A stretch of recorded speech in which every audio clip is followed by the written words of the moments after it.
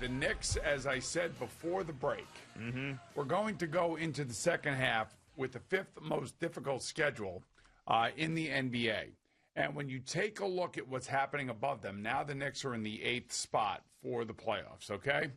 When you take a look at what's happening above them, you see that 6 teams above them have won at least 4 games in a row. Yep. And they have lost 2 games in a row, obviously. And they've played well. Their biggest problem right now is their point guard position. You don't have Derrick Rose. You don't have Elfrid Payton. You don't even have Austin Rivers, who's on paternity leave.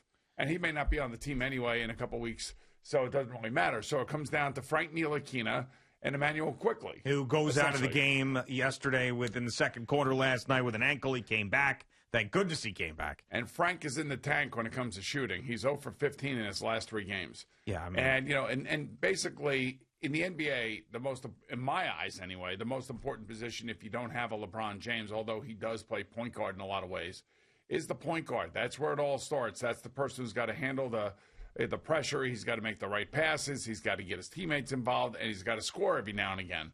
And right now, it's a place where, especially when you play the last 2 teams that you played, that is killing you. And no excuses because nobody really cares. And I like what Julius Randle said at the end of the game yesterday. He goes, hey, man, a win's a win, a loss is a loss. It doesn't matter how hard we play. It doesn't matter how close the score is. Because, R.J. Barrett was saying, well, we just played 2 of the best teams in the league, and we played them toe-to-toe, and we scrap. Yeah, and we appreciate that as fans. We really do. But we also want to see, winning basketball. And in order to win games, you have got to have top-flight shooters taking late-game shots. And that is what's killed them these last 2 games. Sure. So you had a couple of instances. You had an R.J. Barrett, off the pass from Julius Randle in the paint, could have tied the game at 96. He missed that. A little bit of a short-range jumper, if you will, one-handed, went off the front of the rim. Then you had Emmanuel Quickly's 3. That was missed. That could have tied the game at 97. Then the rebound goes to Reggie Bullock, who steps out of bounds. It was just another bunch of opportunities missed at the end of a game. I mean, the easy answer is, well, go out and trade for somebody who can come in here and help you out.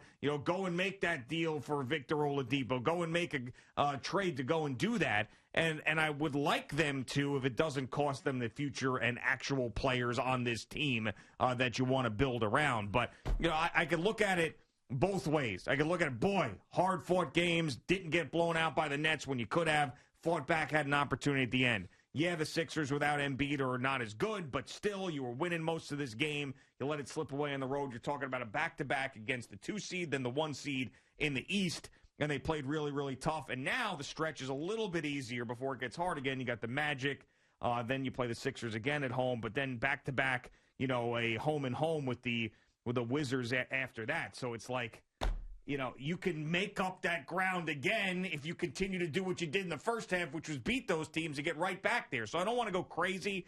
It's just frustrating because they're just, if they were able to finish or had another offensive weapon at the end of these games, they might be the 3 seed for crying out loud. Yeah, maybe if Derrick Rose were healthy and he were handling the ball, or Elfrid Payton were healthy and he were handling the ball, that may be the case. They may have won these last 2 games. But it's really interesting watching what has happened in the last part of the fourth quarter for each of these 2 games against good teams. You watch the opposing team, and, Tobias Harris is trying to make a statement. He's playing against his hometown team. He got snubbed for the All-Star game, and he wants to go out there and he wants to show everybody that, how good he is, and we all know how good he is. And then on top of that, on the other side, the Knicks, for whatever reason, when the game gets tight, and it's late in the game. Sphincter shrinkage. Yeah, yes, it is. Yep. It's 100%, and you can see it. Yep. The only one that doesn't really have that is Julius Randle. Sure. But the other team knows that he is the most important offensive player for them, so they're going to make it difficult for him. I mean, he tries his ass off, and he busts his ass, and he's going to work hard in the paint and all that other stuff. But there is just no outside shooter to speak of. There's no Kyrie Irving, when you need a 3, he could take one from 35 feet if you needed one. Yeah. Or James Harden, a step back, through the legs, step back, boom, hit a 3, bang, done, game over. There's nobody on the Knicks that can do that. Well, they had some opportunities with 2 of their young players that you hope turn into stars. They're young players, and so we both of them missed. So Yeah. I know this from watching my hockey team. You know, young players take a while to figure it out and understand what it takes to win, Right. and how it takes and what it takes to calm down in the biggest pressurized situations. And they're just missing shots late in games, and it looks like nobody wants to take the shot. Well, I see. That's where I'll disagree with that, because Emmanuel quickly, when he had that opportunity with just a few seconds left, he looked like he wanted to take the shot. He just missed. With Julius Randle, he passed when he was in the paint because R.J. Barrett had a better look. R.J. Barrett just choked. He couldn't finish. Reggie Bullock went up and he took that shot right away, but his foot was out of bounds. I mean, it's not so much like people don't want to take it. It's just nobody can make it. That, to me, is the bigger issue. That's why really nobody really wants to to look at quickly here in CBS Sports Network. Bang, I'm taking his shot, damn it. There's 12 seconds to go, and I'm doing it. And was that really a great shot? Of course it wasn't, but... I mean, that's the point again. It's a young player. To me, I felt like he was forcing the issue. And maybe that was the play that Tom Thibodeau called. I'm not sure. But, again, he is not yet James Harden. He's not yet Kyrie Irving. He's not Steph Curry. He's not a guy that is consistently going to hit that shot. He's a kid. Yeah, and that's the question that the Knicks are going to have to answer in the future is who is that guy and how do you get him? So let's say that your core is you're keeping Julius Randle, R.J. Barrett, obviously Emmanuel quickly. Obi Toppin hopefully becomes a useful player for you. That you got a core of young guys that you're going to stick with. Mitchell Robinson, of course, we haven't seen him in a while, but he'll be a part of that mix. Who is that next scorer that you can trust who is going to be a star, maybe even better than Julius Randle or the number 2 to Julius Randle, whatever it is? Who is that guy, and how do you get him? Or just get me a guy that, his shooting percentage, they need shooters. If you're going to play the way that the NBA is being played, and that is outside the arc. One thing I will say, the last 2 games, not so much. It was more inside the arc. It was more inside the paint. There was a lot of physicality. Couple teams under 100 points right? last And night. I actually liked it. Yeah. I actually liked the physicality of it. That's the thing. And it did remind me a little bit of the mid-'90s, but I don't want to get crazy with it. But they have to find shooters, man. They just don't have anybody to knock down a late game shot against a good team.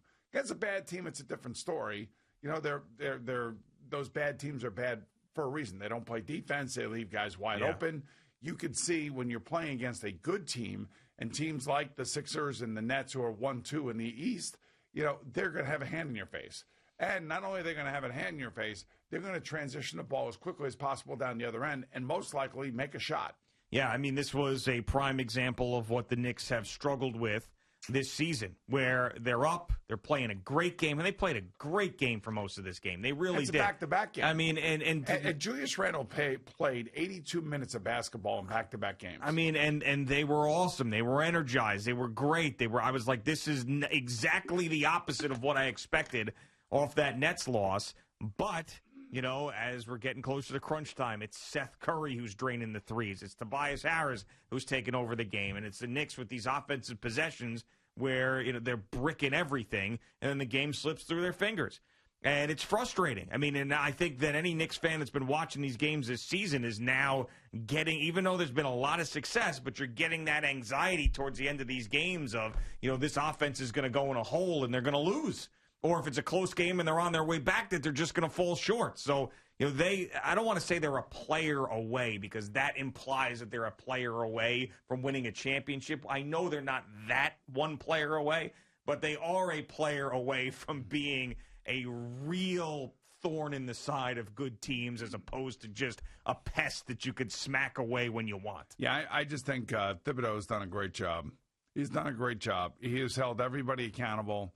He's got them playing defense. And, if they can finish above 500 and make it to the playoffs, it would be a stellar year for him. And he would be obviously in the running for Coach of the Year. But when we saw exactly what the problems with this team are against 2 really good teams in back-to-back nights, they're good enough to hang in there. The effort is solid enough. They have enough veterans that, they can get rebounds. The other thing that was frustrating last night was the free throw shooting. Yeah. Well, that was another part of like, oh my God, guys, come on. Yeah, it's always going to drive you nuts. But let's hopefully this doesn't turn into these two games, these two hard-fought games against good teams that you lost in the end and you had an opportunity to win. It doesn't turn into some extended losing streak, and then all of a sudden they're going downhill in a bad way and they're out of the playoff picture. I mean, that's the thing that this team needs to avoid. Like, we'll give you a pass in losing back-to-backs to the two best teams in the East. We'll give you a pass there, even though there's two superstars in Durant and Joel Embiid that didn't play for their respective teams the last two nights. But now let's make sure that you keep around 500, couple games over in the playoff picture. Don't start losing to some slug teams in the East all of a sudden. I mean, that's the biggest fear for me with this team when I was looking at the schedule is that, okay, they got a rough schedule, but are they going to continue to beat the teams that they're supposed to beat? And they got opportunities here in the next 4 or so games. Well, they do. They have Orlando. They play Philadelphia again. Then it's Washington back-to-back here in New York. At Milwaukee. Well, it's a home and home, right? Is that a home and home? No. It is. Oh, they're both yeah. here. All right, good. And back-to-back, meaning the 23rd and 25th of March. And then, then it's Milwaukee, it's Miami. Milwaukee and Miami are two of those teams that are in front of them that are finding their strides. And then, comes Minnesota, Dallas, Detroit. And then they're back in it to Brooklyn, Boston, Memphis, Toronto, the Lakers. I mean, they have a tough stretch, man. That's why these next 4 games are going to be 5 games are going to be really important. Yeah, I mean, and we knew that it's not going to get tougher, in my opinion, than what it got the last couple of nights. Because you're talking about a back-to-back on the road against the two best teams in the conference. So I don't think it gets tougher than that. I don't know. All I know is you have Philadelphia, Milwaukee, and Miami, 3 of the next 6 games. And all 3 of those teams are currently in the midst of 4 or more game winning streaks. In other words, those teams have found their games. Yeah. And, Philadelphia has been doing it without Embiid, as you pointed out. Sure. I mean, who is a guy that's on his way to an MVP if he gets back. So here are the Knicks playing both the Nets and the Sixers, and the Nets and the Sixers are missing Kevin Durant and Joel Embiid. And they're hanging in there, but it just goes to show you that if those guys are on the court, it's a totally different story. Well, yeah. I mean, that's what we expect from both of them. I mean, especially with the Nets. I mean, adding Durant to how well they've played. I mean, they don't lose. I mean, the only time they lost is when they basically sat everybody down, the Nets. So if Kyrie Irving and James Harden get a healthy Kevin Durant added to what they're doing now, then yeah. I mean, of course, it's going to be very, very hard to stop Well, them. I'll show you how far the Knicks are away from both the Nets and the Sixers. Yeah. Let's face it, 2 of their best players didn't play in these games, and the Knicks kept the games close. I never felt like in either one of these games, especially in the middle of the fourth quarter when the Knicks started to kind of like.